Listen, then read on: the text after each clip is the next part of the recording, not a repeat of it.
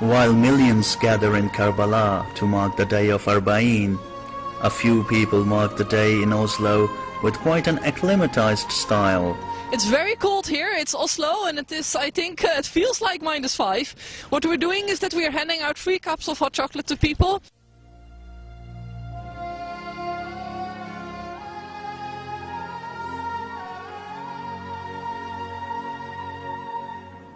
Stands were set up in 2 key locations of the city, in the center and the east end.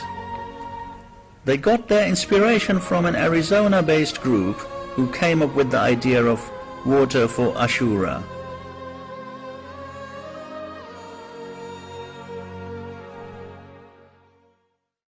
Actually, it's the first time here in Oslo. Yes, mashallah. I didn't believe that it's going to be so great. We have talked with a lot of people here, and a lot of people didn't know about Shia Islam. Now they know about it. There is since Ya Hussein, and some text in Norwegian about what he stood for. It's black with a text also about more detailed information about what happened.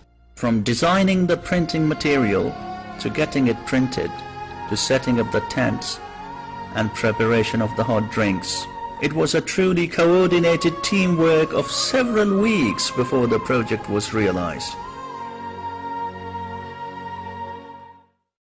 I'm sure that Ahlul Bayt was standing with us, and they are the one who just, I feel like they're standing with us right now. We have a sister that will show you how to make chocolate. We use milk powder and water. It's for Arba'in, Imam Hussein.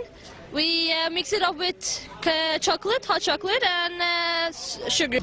It's a very nice feeling because when you're standing here doing this, I just remember how Radia didn't get milk.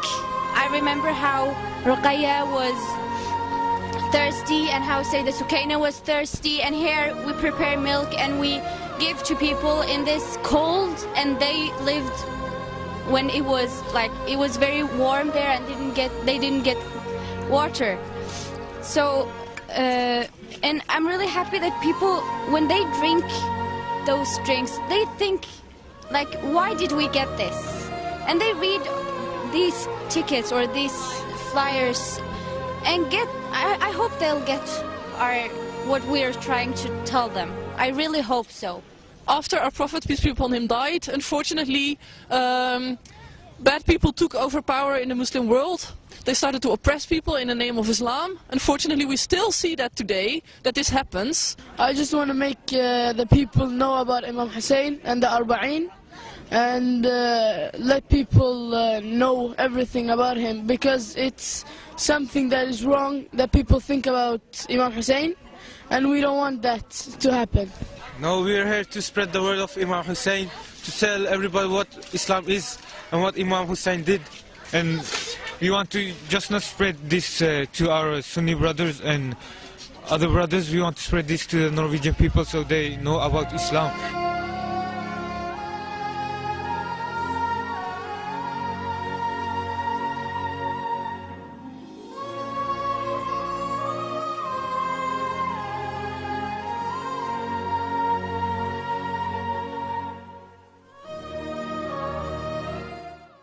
What I think is the most important message about Imam Hussein to non-Muslims is his race against injustice. It's that he stood up against injustice, and he has a very famous sentence where he says that if you are not a believer, at least be a free man.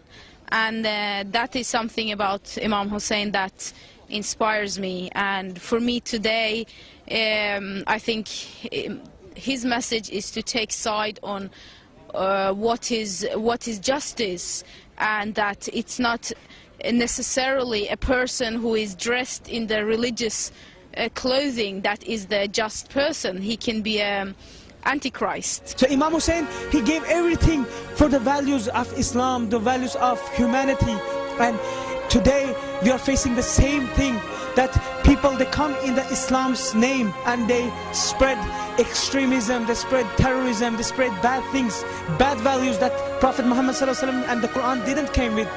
We need our Imam Hussein today also, but if you want to search to the right Islam, to the right face of Islam, turn to Imam Hussein. We live here in Norway, we couldn't reach, we couldn't be among those millions of pilgrims, but we want to say also from here that we follow the message of Imam al-Hussein, peace be upon him, the message of justice. Imam Hussein did teach us love, did teach us peace and every that, but also he teaches us a very important lesson. Yazid, he had this huge power with the army and everything, but still the courage was there. The brave heart Imam Hussein had the courage to say, even if we are few, we don't have to be afraid of the superpower. The legacy of Imam Hussein is flourishing year by year everywhere around the world. His message has reached places like Norway, once considered remote and foreign to Muslims. But Muslims have now become part of the Norwegian society and culture, and so has Arba'in.